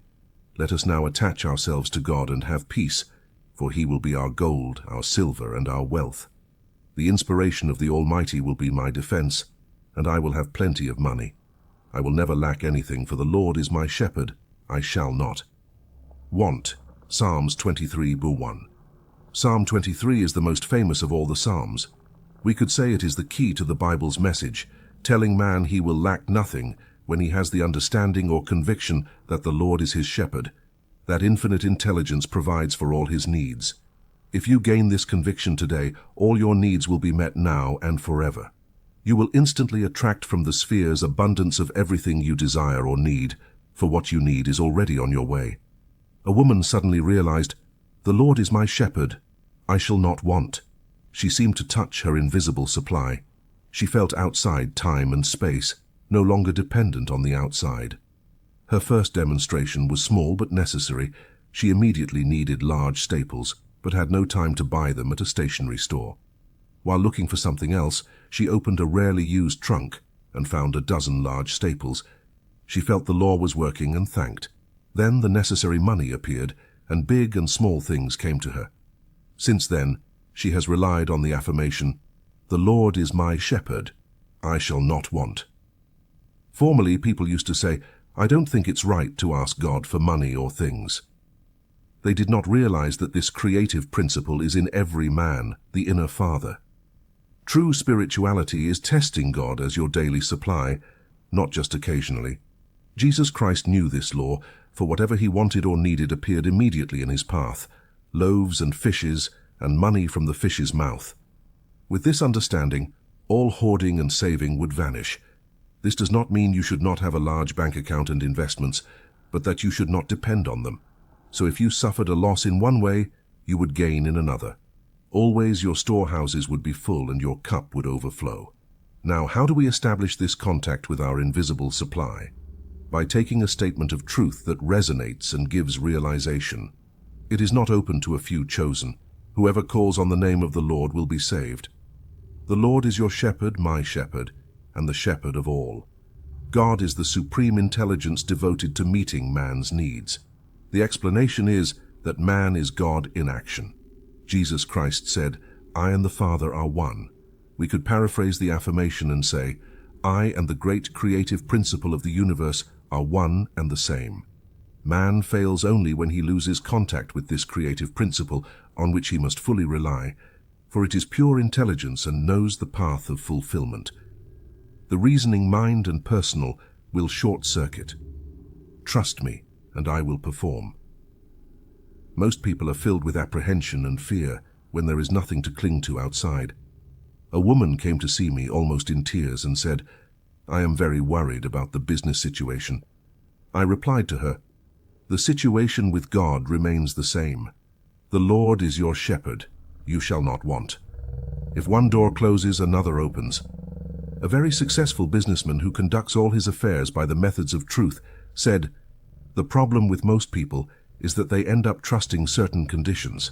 They lack enough imagination to move forward, to open new channels. Almost all great successes are built on failure." I was told that Edgar Bergen lost his role in a Broadway production because they no longer wanted puppets. He then introduced it on Rudy's Radio Hour, and he and Charlie McCarthy became famous overnight. This means that when you want to be dead, your manifestation will occur in 3 days. Don't be fooled by the darkness before dawn. It's good to see the sunrise occasionally to convince yourself of its infallibility. This reminds me of an experience from several years ago. I had a friend who lived in Prockland near PRD Park. She liked doing unusual things and told me, "Come see me and we'll get up early to see the sunrise at Prospect Park." At first I refused, but then I had an intuition that it would be an interesting experience. It was summer. We got up around 4 o'clock, my friend, her little daughter, and I. It was very dark, but we went out onto the street to the park entrance. A few policemen watched us curiously, but my friend told them with dignity, "We are going to see the sunrise," and that satisfied them. We crossed the park to the beautiful rose garden. A faint pink ray appeared in the east, and suddenly we heard a loud noise. We were near the zoo, and all the animals were greeting the dawn. The lions roared, the tigers growled, the hyenas laughed, cries and howls were audible. All the animals had something to say because a new day was approaching. It was truly inspiring. Light filtered through the trees. Everything looked supernatural. Then, as it became brighter, our shadows were in front of us instead of behind us. The sunrise of a new day. It's the wonderful dawn that comes to each of us after a period of darkness. Your rise to success, happiness, and abundance is about to come. Each day is important. Since we read in the wonderful Sanskrit poem, "Look well, for today is the salvation of dawn. Today, the Lord is your shepherd. Today you shall lack nothing, because you and this great creative principle are one and the same." Psalm 34 is also a psalm of security. It begins with a blessing for the Lord. "I will bless the Lord at all times. His praise shall continually be in my mouth." To those who seek the Lord, nothing will be lacking in goodness. Seeking the Lord means that man must take the first step. "Draw near to me, and I will draw near to you," says the Lord. You seek the Lord by making your affirmation, by waiting, and by preparing for your good. If you ask for success and prepare for failure, you will receive what you have prepared for. I relate in my book, The Game of Life and How to Play It, the story of a man who asked me to say the word that all his debts would be wiped out after treatment. He said, Now I'm thinking about what I'll say to people when I don't have money to pay them. It will not help you if you do not trust him, because faith and expectation impress the subconscious mind with the image of accomplishment. In Psalm 23 we read, "He restores my soul." Your soul is your subconscious mind and must be restored with right ideas. Everything you deeply feel is imprinted in the subconscious and manifests in your affairs. If you are convinced that you are a failure, you will be a failure until you imprint in your subconscious the conviction that you are a winner. This is done by making a statement that clicks. A friend at a meeting said she made the statement as she left the room, "The ground you tread on is harvest ground." Things with her had been very dull, but this statement clicked. Harvest ground, echoed in her ears. Immediately, good things and happy surprises began to happen to her. The reason it is necessary to make a statement is because repetition impresses the subconscious. At first, you cannot control your thoughts, but you can control your words. And Jesus Christ said, "By your words you will be justified, and by your words you will be condemned." Every day, choose the right words, the right thoughts. The faculty of imagination is the creative faculty. Imaginative hearts bring forth the affairs of life. We all have a bank to turn to, the bank of imagination. Let's imagine ourselves rich, healthy, and happy. Let's imagine all our problems in divine order, but leave the way of realization to infinite intelligence. It has means you do not know. It has channels that will surprise you. One of the most important passages of Psalm 23 is, "You prepare a table before me in the presence of my enemies." This means that even in the presence of enemy situations caused by your doubts, fears, or resentments, a way out is prepared for you. "The Lord is my shepherd, I shall not want. I will meditate on the works of the Lord. I will certainly remember your past wonders." The words wonder and wonderful are often used in the Bible. In the dictionary, the word wonder is defined as a cause of surprise, amazement, or a miracle. Oswald Wirth, in his book The Bible Explained, calls the world of the fourth dimension the wonderful world. He mathematically calculated that there is a realm where all conditions are perfect. Jesus Christ called it the kingdom. We could say to seek first the world of wonders, and all things will be added unto you. This can only be achieved through a state of consciousness. Jesus Christ said that to enter the kingdom, we must become like little children. Children are constantly in a state of joy and wonderment. The future holds promises of a mysterious good. Anything can happen overnight. Robert Stevenson, in his Child's Garden of Verses, says, "The world is so full of a number of things. I'm sure we should all be as happy as kings. So let's look with wonder at what lies before us." This affirmation was given to me years ago, and I mention it in my book, The Game of Life and How to Play It. I had missed an opportunity and felt I should have been more alert. For my good, the next morning I took up the statement early in the day. I contemplate with wonder what lies before me. At noon, the phone rang and the proposal was presented to me again. This time I understood it well. Indeed, I marveled because I had not expected the opportunity to come again. A friend at one of my meetings said the other day that this statement had given her wonderful results. It fills the consciousness with joyful expectancy. Children are filled with joyful expectancy until they grow up and unhappy experiences take them out of the wonderful world. Let's go back and remember some of the dark ideas that were conveyed to us. At the age of 6, I had a strong sense of responsibility. Instead of contemplating with wonder what lay before me, I looked with fear and suspicion. Now I feel much younger than when I was 6. It is a great privilege for children to live in an age where truth is taught to them from birth. Although true metaphysics is not taught to them, the ethers are filled with joyful expectancy. You can become a Charlie Chaplin or a Friday or a great pianist at the age of 6 and go on concert tours. We are all back in the wonderful world where anything can happen overnight, because when miracles come, they come quickly. So let us be aware of miracles, prepare for miracles, expect miracles, and then we will invite them into our lives. Perhaps you need a financial miracle. There is a supply for every demand through active faith, word, and intuition. We release this invisible provider. I will give an example.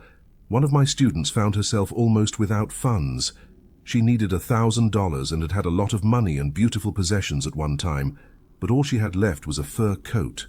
No furrier would give her much for it. I said she would be sold to the right person for the right price, or the supply would come in some other way. It was necessary for the money to manifest immediately. There was no time to worry or reason. She was out on the street making her statements. It was a stormy day. She said to herself, "I will show active faith in my invisible supply by taking a taxi." It was a very strong feeling. Getting out of the taxi at her destination, a woman was waiting to get in. She was an old friend, a very, very kind friend. It was the first time in her life she had taken a taxi, but her face was serious that day. They talked that afternoon, and my friend talked about the fur coat. "Well," her friend said, "I will give you $1,000 for that." And that afternoon, she had the check. God's ways are ingenious, his methods are sure. A student wrote to me the other day that she was using this statement, "God's ways are ingenious, his methods are sure." A series of unexpected contacts led her to a situation she desired. She marveled at the workings of the law. Our demonstrations often come in a split second. Everything is synchronized with astonishing precision in the divine mind. My student got out of the taxi just as her friend stopped to get in. A second later, she would have called another taxi. Man's part is to be keenly awake to his clues and intuitions, for in the magic pathway of intuition, everything you desire or need is there. In Moulton's Modern Reader's Bible, the Book of Psalms is recognized as the pinnacle of lyric poetry, a musical meditation that finds no higher ground than the devout spirit rising in service to God, overflowing into both active and contemplative life. The Psalms are also human documents, and Psalm 77 is selected because it depicts a desperate man who, while contemplating God's wonders, regains faith and security. I cried out to God with my voice, to God with my voice, and he heard me in the day of my trouble. I sought the Lord. My soul refused to be comforted. Will the Lord cast off forever? And will he be favorable no more? Has God forgotten to be gracious? Has he in anger shut up his tender mercies? And I said, "This is my anguish. But I will remember the years of the right hand of the Most High. I will remember the works of the Lord. Surely I will remember your wonders of old. I will also meditate on all your work and talk of your deeds. Your way, O God, is in the sanctuary. Who is so great a God as our God? You are the God who does wonders. With your arm you have redeemed your people." It is an image of what the average student of truth goes through when faced with a problem, besieged by thoughts of doubt, fear, and despair. Then an affirmation of truth will spring into his consciousness. God's ways are ingenious, his methods are sure. He will remember other difficulties that were overcome. His confidence in God will return. He will think of what God has done before. He will do it for me and more. Not long ago, I was talking with a friend who said, "It would be very foolish if I did not believe that God can solve my problem. So many times before, wonderful things happened to me. I know they will come back." Thus, the summary of Psalm 77 is what God did before. He does it now for me and more. It is good to say this when thinking of your past success, happiness, or wealth. All loss comes from one's own vain imaginations. Fear of loss has infiltrated his conscience. He has carried burdens and fought battles. He has reasoned instead of sticking to the magic path of intuition, but in the blink of an eye, everything will be restored to him, for as they say in the East, what has been given cannot be diminished. Now, to regain the consciousness of a child, he must fill himself with wonder. But be careful not to live in your past childhood. I know people who can only think of their happy childhood days. They remember what they wore since then. There are no skies as blue or grass as green, so they regret the opportunities of the wonderful now. Here's a new way to say, before they call, I will answer. Your good precedes you. It comes before you. But how do you reach your good?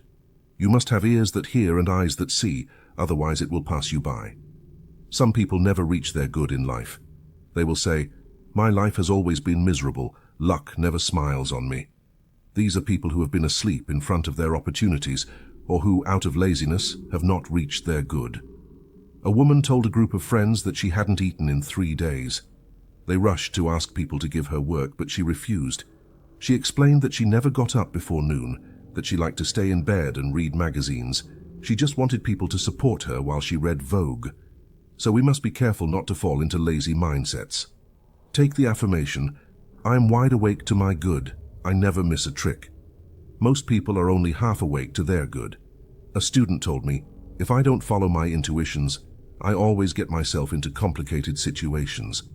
I will tell the story of a woman, one of my students, who followed her intuition, which brought her surprising results. She had been asked to visit friends in a nearby town. She had very little money. When she arrived at her destination, she found the house locked. They were gone. She was filled with despair. So she began to pray. She said, Infinite intelligence, give me a decisive clue. Let me know what to do. The name of a hotel came to mind, and it seemed to stand out in large letters. She had just enough money to return to New York and stay at the hotel. As she was about to enter, an old friend suddenly appeared and warmly greeted her. She hadn't seen her for years. She explained that she lived in the hotel but was going away for several months and added, Why don't you come and stay in my suite while I'm away? Her friend gratefully accepted and marveled at the workings of the spiritual law. She had reached her good by following her intuition. All progress comes from desire. Current science goes back to Mark and his theory of tenor westing, affirming that birds do not fly because they have wings, but they have wings because they want to fly, result of the impulse of emotional desire. Think about the irresistible power of thought with a clear vision. Many people are in the fog most of the time, making wrong decisions and taking the wrong path. During the Christmas rush, my maid said to a saleswoman in one of the big stores, I guess this is your busiest day. She replied, or not.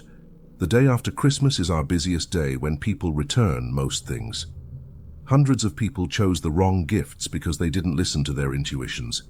No matter what you do, now ask for advice, time and energy, and often a life of suffering. All suffering comes from violating intuition. Unless intuition builds the house, those who build it work in vain. Get into the habit of foresight, then you will always be on the magic path. Then you will always be on the magic path, and it will happen that, before they call, I will answer, and while they are still speaking, I will listen. By working with the spiritual law, we accomplish what already exists in the universal mind. It's there as an idea, but it crystallizes outside through sincere desire. The idea of a bird was a perfect image in the divine mind. The fish captured the idea and desired to become birds. Your desires bring you wings. We should all make possible something that seems impossible. One of my affirmations is that the unexpected happens. My seemingly impossible good is happening now. Do not magnify obstacles, magnify the Lord, that is, magnify the power of God. The average person will stop at all obstacles and hindrances that are there to prevent his good from happening. You combine with what you notice. So if you give all your attention to obstacles and hindrances, they become more and more serious. Give God all your attention. Keep saying silently before all obstacles, God's ways are ingenious, His methods are sure, God's power is invincible, although invisible. Call me and I will answer you and show you great and mighty things you do not know. In demonstrating our good, we must turn away from adverse appearances. Do not judge by appearances. Find a statement that gives you a sense of security. God's long arm stretches over people and conditions, controlling the situation and protecting my interests. I was asked to speak the word for a man who was going to have a business interview with someone apparently unscrupulous. I used the statement, and righteousness and justice emerged from the situation just as I spoke. We have all heard the proverb, hope deferred makes the heart sick, but when desire comes, it is a tree of life. By desiring sincerely, without anxiety, we achieve what we desire, and the desire crystallizes outside. I will give you the right desires of your heart. Selfish desires, desires that harm others, always end up harming the sender. Right desire could be called an echo of the infinite. It is already a perfect idea in the divine mind. All inventors catch up with the ideas of the items they invent. As I say in my book, The Game of Life and How to Play It, the phone often sought POW. Two people often discover the same inventions at the same time. They were in phase with the same idea. The most important thing in life is to realize the divine plan. Just as the image of the oak is in the acorn, The divine purpose of your life is in your superconscious mind, and you must develop the perfect pattern in your affairs. Then you will lead a magical life, because in the divine purpose all conditions are perfectly permanent. People defy the divine plan when they are asleep for their own good. Maybe the woman who loved to stay in bed most of the day and read magazines should write for magazines, but her lazy habits have dulled any desire to progress. The fish who desired to have wings were vigilant and lively. They did not spend their days floating in the ocean reading Vogue. And you who sleep, wake up and get up to date with your good. Invoke me, and I will answer you and show you great and mighty things that you do not know. Now I'm getting up to date with my good, because even before they call me, the rivers flowed in the desert. Here I will do a new thing. It will soon sprout. You have no knowledge of it. I will open a path in the desert and rivers in dry places. Isaiah 43:19. In this chapter, 43 of Isaiah, there are many wonderful statements that show the irresistible power of the supreme intelligence that comes to the aid of man in times of trouble. No matter how impossible the situation may seem, infinite intelligence knows the solution. By working with the power of God, man becomes unconditional and absolute. Become aware of this hidden power to which we can appeal at any time. Make your contact with infinite intelligence, the inner God, and any appearance of evil disappears because it comes from man's vain imaginations. In my question and answer class, I am asked how to establish a conscious contract with this invincible power. I answer, by your word, you are justified. The centurion said to Jesus Christ, just say a word, and my servant will be healed. Whoever calls on the name of the Lord will be delivered. Note the word invoke. You invoke the Lord or the law. When you make an affirmation of truth, as I always say, take an affirmation that resonates, that gives you a sense of security. People are enslaved by ideas of lack of love, lack of money, lack of company, lack of health, etc. They are enslaved by ideas of interference and incompleteness. They sleep in the Adamic sleep. Adam, the generic man, ate from the tree of illusion and saw two powers, good and evil. Christ's mission was to awaken people to the truth of one power, God. Wake up, you who sleep. If you lack anything good, you are still asleep to your good. How to awaken from the Adam sleep of assumptions.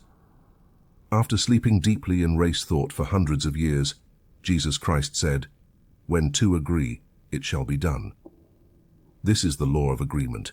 It's almost impossible to see your good clearly by yourself. This is where the healer, practitioner, or friend is needed. Many successful men say they succeeded because their wives believed in them. I will quote a recent tribute from Walter to his wife. Nothing has given me more satisfaction in life than the faith my wife had in me from the very beginning and through all these years. Chrysler wrote about her. It seemed to me that no one could understand an ambitious person except her. I could tell her anything and she understood. It even seemed to me that I could tell her that I intended to become a mechanic one day, and she always supported my ambitions.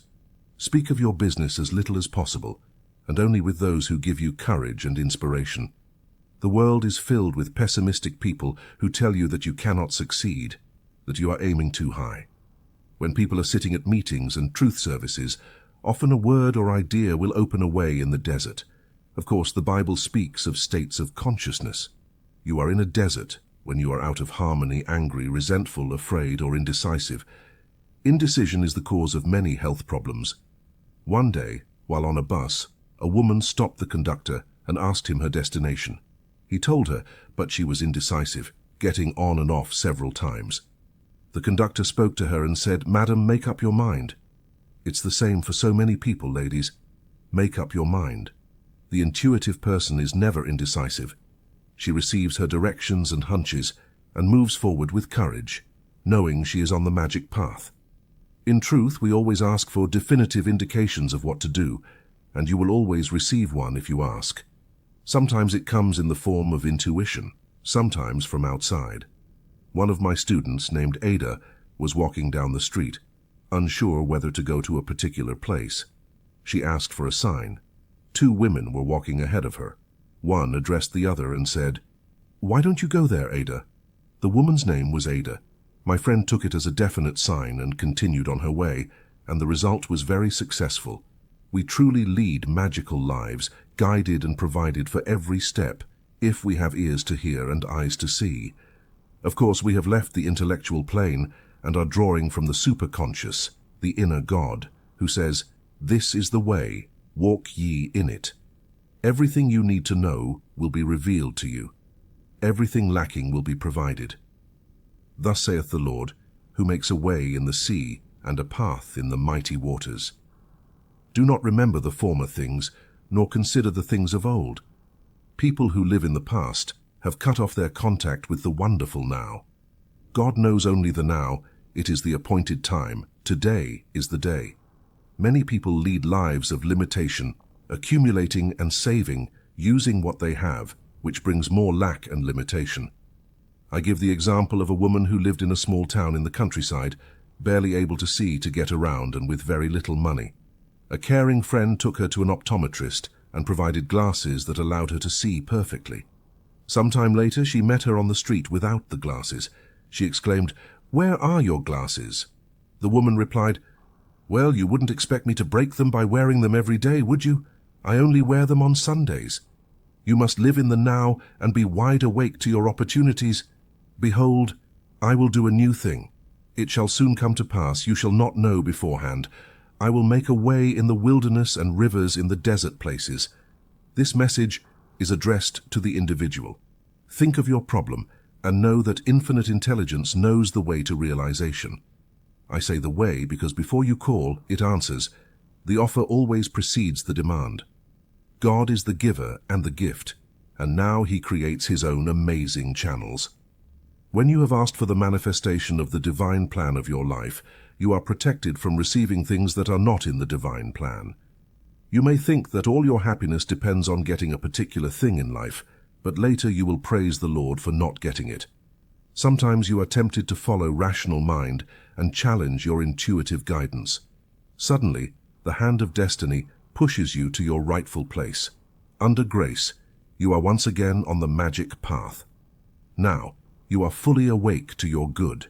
You have ears that listen to your intuitions and eyes that see the open road to realization.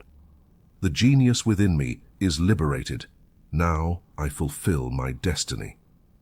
The inner meaning of Snow White and the Seven Dwarfs asked me to make a metaphysical interpretation of this tale. It's incredible how this fairy tale, a fairy tale, has conquered New York and the whole country thanks to the genius of Walt Disney.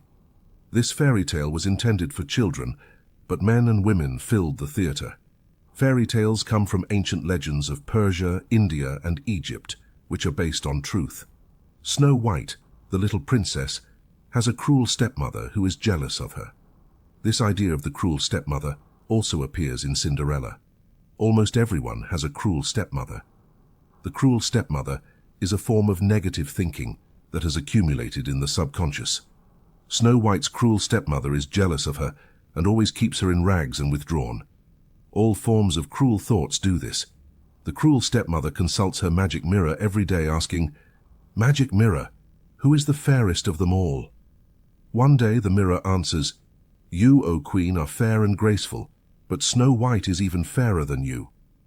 This angers the Queen, so she decides to send Snow White into the forest to kill her, but the servant tasked with this job melts into tears when Snow White pleads for her life, so he leaves her in the forest. The forest is full of frightening animals and many dangers.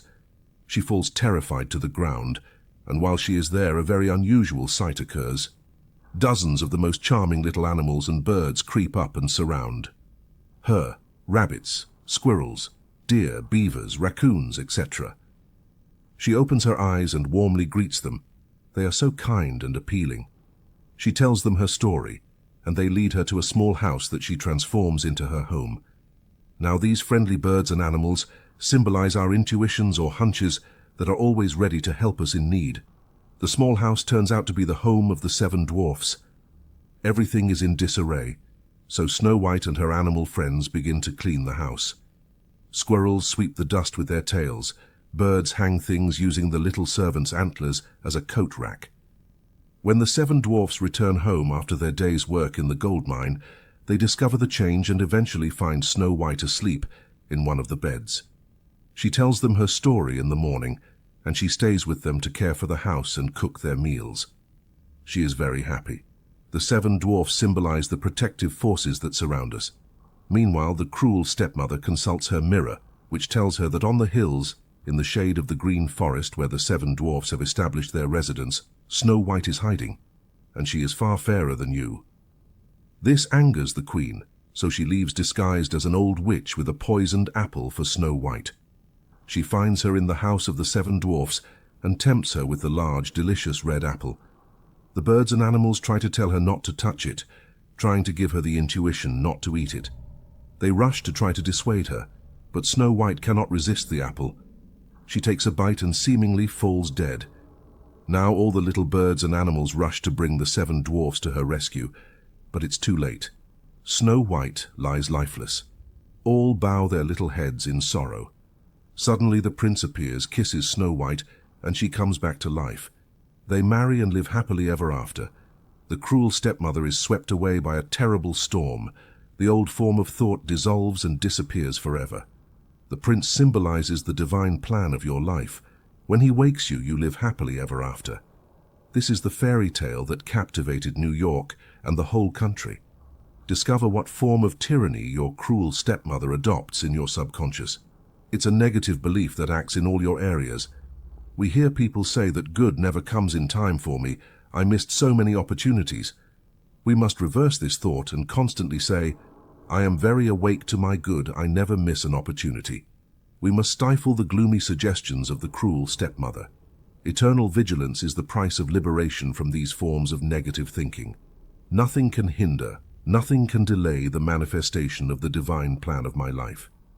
The light of lights flows on my path, revealing the open road to realization.